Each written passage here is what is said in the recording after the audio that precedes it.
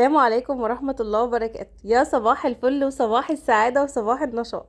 اللهم صل وسلم وبارك عليك يا حبيبي يا رسول الله. فقبل ما هبدأ الفيديو خالص اسمعوا كده. هات خيارات تصور الفلفل. ايه بقى؟ سمعتوا؟ بصوا بقى، انا يعني الاول طبعا لو انت جديدة معانا في القناة يا ريت تشتركي في القناة وتفعلي زر الجرس عشان يوصلك كل جديد، فضلا وليس امر. وطبعا بقى اللايك بتاعك الجميل. شوفوا بقى يا حبايبي، انا النهارده امبارح بقى، هو الكلام ده امبارح بالليل، هو الفيديو ده امبارح بالليل. والنهارده اللي حصل ان انا طبعا متابعيني حبايبي طلبوا مني ان انا يعني اوريهم جولة كده وانا نازلة السوق. قلت لهم ماشي، هو انا في الطبيعي ان جوزي هو اللي بيجيب لنا حاجة السوق وكده.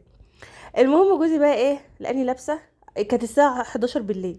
نزلت بقى الفيديو بتاعي واطمنت عليه، وولادي كمان كانوا ذاكروا بقى وقاعدين، وقلت له لا انا جايه معاك. فالمهم بيقول لي اشمعنى يعني، ده انت ما بتحصلش، لان بصراحه ما بحبش انزل السوق اصلا. المهم قلت له لا قاعده اساعدك. فالمهم ما شاء الله بنتي يعني ربنا يا رب يديها الصحه ويخليها لي، قامت فاتنه عليا وقالت له على فكره يا بابا هي جايه معاك عشان عايزه تصور. قال لي اه. قولي بقى كده. المهم ايه، خرجت معاه. على فكره الجو كان برد جدا، يعني كانت الساعه 11 بالليل بقى، كان الجو اصلا بارد. المهم حطيت الشال عليا بقى وتوكلت على الله بقى ونزلت. المهم ويا ريتني ما نزلت، ما عملتش حاجه. المهم اللي حصل بقى ان احنا رحنا، فانا عايزه اصور وفي ناس بقى كتير، انا محروجه، انا مفكره بقى الساعه 11 دي مفيش حد. لا هو السوق عندنا بالليل، يعني مثلا من العصر كده لحد بالليل، وتاني يوم بقى الصبح بقى طول النهار. المهم بقى ايه، بصور، بخطف انا صور كده. فالمهم ايه، قامت الست بقى طبعا اللي انتوا سمعتوها دي اتكلمت، وكمان حد اتكلم، فجوزي لقيته جاي بيقول لي اقفلي التليفون لحسن ده السوق كله بيبص علينا. قلت له انا برضو بقول كده، لا يعني المفروض ان انا هقفل التليفون. المهم بصوا، انا عملت اللي انتوا طلبتوه مني بس ما قدرتش اصور اكتر من كده لحسن ده احنا لو كنا بقى صورنا اكتر من كده كانت الناس كلها وقفت تتفرج علينا. المهم على فكرة في ناس كتير بتتصور وهي بتشتري الخضار وكل حاجة وبتشتري، مش عارف. انا ما يعني لما باجي اصور بره بحس ان الموضوع بالنسبة لي شاق جدا. عشان كده في الغالب انتوا بتلاقوني تصويري كله داخلي في البيت، مش بره. المهم بس برضو يعني انا بحاول والله اعمل لكم كل اللي نفسكم فيه. المهم انا مش عارفه ارد عليها ايه، طب انا اقول لها ايه؟ هو انا بصور الخضار ليه؟ فقلت لها عادي يعني، هو شكله عجبني فانا بصوره. على فكره هي مش صاحبه الخضار، يعني هي واحده بتشتري عادي. المهم بس والله عادي يعني، الجو كان حلو. وبصراحة لما نزلت أصلا واشتريت وكده حسيت بتغيير جو، قد ايه الناس دي بتبقى بسيطة. واللي أنا على فكرة بحب التعامل مع الناس جدا، ومش من النوع بقى اللي أنا بتنشن إنها تقولي كده، لا خالص. على فكرة أنا بحب الهزار، وقلبناها ضحك ضحك وقعدنا نضحك عادي يعني. لا تفكروا يعني ان الموضوع قلب، لا خالص، بالعكس انا قلبناها ضحك. وكانت بصراحة نزلت حسيت ان انا اتبسطت. المهم بقى خدنا اكياسنا ومشينا. زي ما الناس بيقولوا، الناس اللي كانت بتصور هي مشت خلاص. وروحت بقى البيت، مسكت بقى كانوا خلاص بقى اولادي ناموا. فضلت والله بهدومي، قلت لا انا يعني قبل ما انام هستف تلاجتي. ما احبش بقى ان انا انام وخضاري وحاجتي دي كلها لسه ما تستفتش. حتى انا بوريكم، شايفين الساعه كانت 2 ل 10 يعني في الوقت ده. كانت بقى الساعه 2 ل 10 كنت انا عندي حاجتي في التلاجة ونضفت التربو بتاعي وعندي الحاجه. وكمان كان عندي بسله، بصراحه فصصتها وعندها. حتى بنتي قالت لي سيبها للصبح اعملها، قلت لا انا هسلى فيها اخلصها وكده. المهم انا كان حد اختي كانت قالت لي بصراحه انها هتيجي، فقلت خلاص ايه، اتبل الفراخ قبل ما انام، بحيث ان انا يا دوبك بس اصحى اولع عليها وكده خلاص تمام. مسكت طبعا بقى، انا كان برضو عندي اكتاف دي كنت عامله فراخ كفته. فكان بقى عندي كمان اكتاف وحاجات من دي. فمسكت بقى كل ده، طلعته قلت اعمله. مسكت قطعت الفرخه، وكمان مسكت بقى اديتها ايه فتحات فتحات كده بحيث انها تشرب التتبيله اللي عندي دي ايه بقى، بصلتين حلوين وطماطمايه وفلفل حراق يا جماعه عشان يشطشط الفراخ شويه. وكمان بقى عصرت ليمون وخل وشويه زيت، والبهارات بقى اللي انت بتحطيها بقى يعني. انا مثلا حطيت كمون وكزبره وفلفل اسمر وكاري وكركم وبهارات فراخ وكمان السبع بهارات. المهم خلاص تبلتها وعندها في التلاجة، وغسلت شوية الأطباق اللي عندي، والمطبخ عندي زي الفل. هنا بقى كنا خلاص الصبح، أنا بقى كنت دخلت نمت لأن الساعة كانت دخلت على 3. المهم دخلت بقى نمت وصحيت بقى الصبح. صحينا الصبح على الشغل برضه. كنت جهزت بقى الحاجة اللي أنا هطبخها وكده. وقلت بقى ايه، روقت شقتي على سريع. هو في الوقت ده كانت الساعة تقريبا 8:30. اما صليت بقى وجهزت شويه الحاجات دي بعد ما اولادي مشوا راحوا المدرسه، كانت الساعه بقت 8:30. مسكت بقى قلت ابخر الشقه بتاعتي تبقى نظيفه كده وريحتها حلوه عشان لو حد جاني في اي وقت. وخلصت وهدخل بقى ايه على الطبيخ على طول. طبعا بقى انا وانا ببخر الشقه كده بكلمها بقول لها انت فين، قالت لي لا ده انا مش هعرف اجي. طبعا انا زعلت قوي، بس عارفه بقى انا يعني هبعت لها رساله دلوقتي انت خسرانه والله الاكل كان طعمه زي الفل. المهم هنا بقى ايه، كنت بغسل بقى، دخلت بقى على المطبخ خلاص، انا شقتي كده كانت نظيفه وبصراحه ولادي ما كانوش لسه جم. مسكت بقى غسلت طبقين كده في الحوض على السريع، كنت بقى ضربت الطماطم وكنت جهزت الحاجات ديت علشان هنعمل ايه بقى. هعمل الممبار النهارده، وهعمل فراخ مشويه، وهعمل مكرونه سباكيتي. انا يعني انا جايبه كوسه وبرنجان امبارح بس كده اوفر محشي بقى. يعني أنا لو كنت النهارده عملت محشي برنجان ومحشي كوسه كان هيبقى كده كتير قوي. وبيني وبينكم يعني كل الرجيمات اتضربت بسبب المحشي ده، كل الرجيمات اتضربت. فقلت لا احنا ندي لنفسنا هدنه كده. هعمل هو برضو والله اللي انا عاملاه مش اكل خفيف خالص، هو برضو اكل دسم يعني، بس ارحم من المحشي برضو. المهم مسكت بقى غسلت الخضار بتاعي كله. انا جبت لكم وانا بغسله لانه انا لما باجي اقطع على طول وانتوا ما بتشوفونيش وانا بغسله بتفكروا ان انا ما غسلتوش. لا طبعا الحاجات دي كلها من ايد حد بيبيع او حد بيشتري، لازم الحاجات دي كلها تتغسل كويس جدا و... وتتنضف بحيث ان انت لما تيجي اصلا تطبخي ولا حاجه تحسي ان الحاجه فعلا معموله نظيفه. المهم هنا انا كنت بعمل الدقه بقى، بصراحه عجبني تشكيله الفلفل الالوان اللي حواليا ده. خدت من كله يعني، انا خدت من الفلفل الاحمر والفلفل الاصفر والفلفل الاخضر، وكمان القرون الحراقه دي خدت منه. وحطيت توم، وهحط بقى البهارات بس البهارات بكتره شويه لان الصلصه اللي عندي دي كانت صلصه المحشي بتاع يوم الجمعه. فالصلصه دي، هو كان يوم الجمعه ولا كان الخميس؟ لا هو كان يوم الخميس. فالصلصه دي عندي كانت تمام التمام ومسبكه وكل حاجه، بس مش حاطه عليها البهارات. ومسكت بقى الشبت بتاعي قطعته كده، انا خلاص حاجتي كانت جاهزه للممبار وكده. الاول قلت بقى ايه اولع على الفراخ علشان لا تستوى براحتها.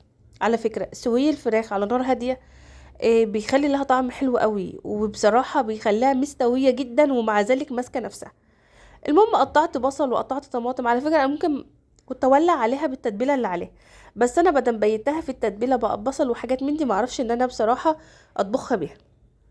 مسكت بقى قطعت ايه قطع بقى من فلفل الالوان كده، على بصلاية على طماطماية على فلفلاية خضرة برضو، وحطيت جزراية بتبقى برضو في الخلط حلوة قوي. بصوا عارفين انتوا بقى يعني ايه، هدعكها كده بالملح والفلفل بس مش عايزه اكتر من كده لان هي شاربه تتبيله وبهارات وكل حاجه. ارص بقى الفراخ وخلاص، شوفوا التتبيله دي انا خلاص خلصت منها لان بايته فيها، فخلاص انا ما عادش عايزاها. هولع بقى البوتاجاز عليها وكده خلاص الفراخ بقى يعني هعلي النار، حطيت بقى اخر حبه زيت كده. هعلي النار ولما تبدا تشكشك صغنن كده تقومي بقى ايه مغطياها ومهديه عليها. شايفين بقى بقيه الفلفل الالوان، مسكته حطيته في علبه، بس تسيبي بقى ايه الراس بتاعته فيه وغطيه. اي وصفه تاني هتيجي تستعمليها هتلاقيه زي الفل. هنا بقى كنت بعمل الرز بتاع الممبار. طبعا الرز انا غسلته، والصلصه شايفين بقى الصلصه حلوه ازاي. اي حاجه تتبقى منك حافظي عليها والله هتحتاجيه وهتطلعيها تعمليه، خصوصا يا جماعه في الايام اللي احنا فيها دي حرام اي حاجه تترمى. يعني انت حاولي ان انت تمشي امورك وتدبري امورك بالحاجه اللي عندك، ما تبهدليش دنيتك في كل حاجه.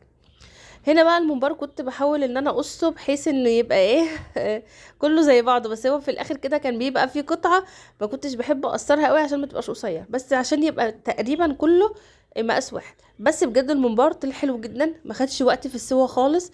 إيه لا حلو عجبني بصراحه حلو. المهم طبعا بقى انا بقول لكم انا بعمل بقى الممبار ازاي.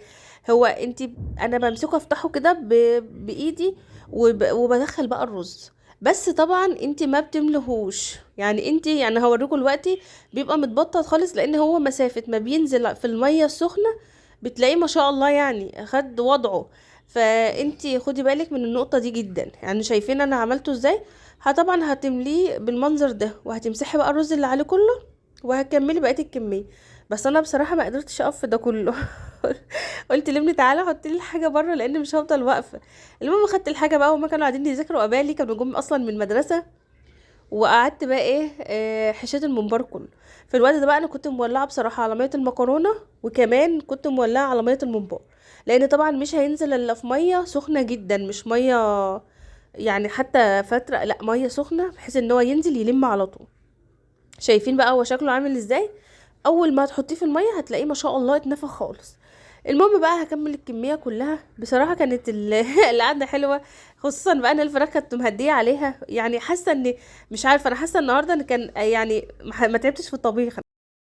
خدي بالك ان انت لما بتبقي حابه الحاجه او حابه ان انت تعمليها اصلا، بتلاقي الحاجه خفيفه قوي وبتلاقيكي مبسوطه اصلا وانت بتعمليها. المهم كنت طبعا بقلب الفراخ، يعني انا بحاول اقلبها برضو على الجنبين وهي بتستوى وكده. ودي بقى ميه الممبار. انا طبعا هحط في ميه الممبار ايه بقى، هحط طماطمايه وبصلايه وجزرايه، وطبعا بقى ورق لورا ومستكه وحبهان، وهحط ملح وهحط فلفل، وهنزل بقى الممبار كله في الحله يعني. شايفين بقى، هو طبعا اول ما بينزل خلاص بياخد بقى الوضع بتاعه وبيقعد يستوي بقى. هقول لكم، هو الممبار يعني ممكن من ساعة لساعة ونص لساعتين حسب نوع الممبار اللي عندي، بس في غالب الممبار اصلا بيقعد له يجي ساعة ونص على البوتاجاز.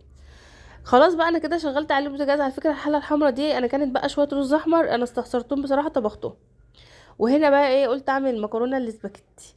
انا مكتراها شويه بصراحه، لان ايه ولادي وجوزي بيحبوها جدا يعني، عشقهم الاول والاخير المكرونه الاسباجيتي دي. المهم طبعا بقى مسكت سلقتها، وكنت عملت بقى التسبيكه بتاعتها. الطماطم طبعا بتاعت المكرونه انا بصفيها، معرفش بالذات صلصه المكرونه ان انا اسيبها من غير ما تتصفى. المهم خلاص وقلبتها بقى، هرش على وشها حبه فلفل اسمر صغننين واحطها تتردد حاجه بسيطه. كان الممبار بقى عندي استوى، كنت طلعته بقى، طلعته في مصفى الاول وبعدين نقلته في الطبق ده على فكره عشان لو في اي ميه ولا حاجه تصفى. المهم هحمره بقى في زيت يعني كتير شويه، ما تقللوهوش عشان تحميره يبقى حلو. هحمره بقى في الزيت تحميره حلوه كده. بصراحه ريحته كانت حلوه جدا، طعمه كان خيالي، بجد بجد بجد. يعني انتوا هتشوفوا دلوقتي شايفين بقى زي الدهب بالظبط. والله يا ريتكم تدوقوا ولا تشموا ولا تشوفوا، اللي كان طعمه حلو جدا. المهم عشان بس اعرفها انها خسرت انها ما جاتش، كانت جت قعدت معانا. المهم طبعا بقى كنت خلصت الكميه كلها. ما تبقيش تكتري برضو في الصينيه عشان تعرفي تقلبيه وكده. هشيل بقى كل ده. وانا بصراحه لما يعني بحمر الممبار ببقى ارش عليه حبه فلفل اسمر صغننين. طبعا بطلعه على ورق بقى عشان لو في زيوت ولا في اي حاجه اتخلص منه. لو انت بقى وصلت لحد هنا ولسه ما حطيتيش اللايك، حطي بقى اللايك بتاعك. المهم طبعا بقى هشيل بقى كل الممبار وهرش عليه شويه الفلفل الاسمر الصغننين الحلوين دول. وبعد كده خلاص بقى هبدا ان انا اغرف. بصراحه الاكل ده ما بيحلاش الا لو هو سخن يعني. عودي نفسك، الممبار بالذات انت خلاص هتاكلي حمريه، ليه بقى بيفضل بخيره. بصراحه انا بحب شكله قوي وهو لسه متحمر. المهم طبعا هرش بقى عليه شويه شبت كده من المتقطعين. طبعا الشبت اللي انا كنت مقطعاه كنت سبت شويه في طبق علشان طبعا ابقى ارش عليه وكده. طبعا دي بقى المكرونه، وده برضو الرز الاحمر اللي انا عملته، ودوت خلاص الممبار، ودي الفراخ.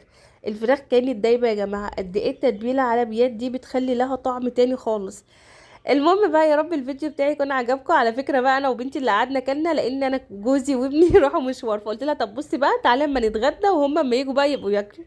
المهم يا رب الفيديو بتاعي يكون عجبكم، ولو عجبكم ما تنسينيش في الاشتراك واللايك. انتظروني ان شاء الله في فيديو جديد. مع السلامه.